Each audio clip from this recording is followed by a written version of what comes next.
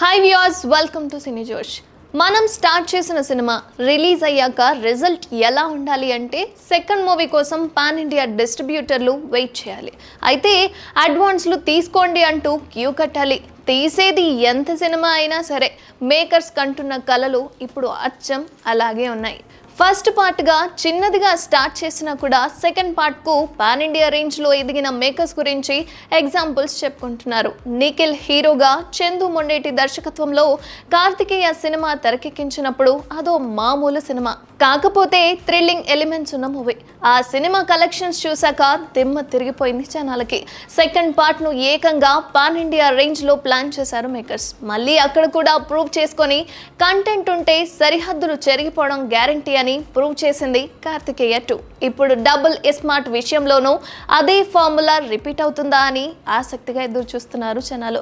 అప్పటిదాకా chocolate boy image ఉన్న రామ్ని పక్కా mass హీరోగా మార్చి తెరకెక్కించిన సినిమా స్మార్ట్ శంకర్. అంత ట్రాన్స్ఫర్మేషన్ని జనాలు ఎలా రిసీవ్ చేసుకుంటారోనని దిగులే అక్కర్లేకుండా పోయింది పూరికి. గీసిన స్కెచ్ పక్కాగా వర్కౌట్ అవడంతో ఇప్పుడు డబుల్ స్మార్ట్ని పాన్ ఇండియా రేంజ్లో రిలీజ్ చేయడానికి రెడీ అవుతున్నారు. గూఢాచారి పరిస్థితి కూడా అదే విధంగా ఉంది. అడవిశేషు హీరోగా నటించిన ఈ సినిమా తెలుగు ఆడియన్స్కి బీభత్సంగా నచ్చేసింది.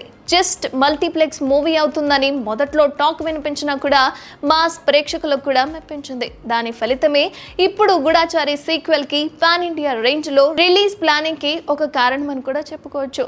ఎంతైనా స్టార్ట్ చేసింది ఏ రేంజ్లో అయినా ఎండ్ చేయాల్సింది ఓ హై రేంజ్లో ఉండాలని అందరూ అనుకుంటున్నారు. మరిన్ని అప్డేట్స్ కోసం చూస్తూనే ఉండండి సినీ జోష్.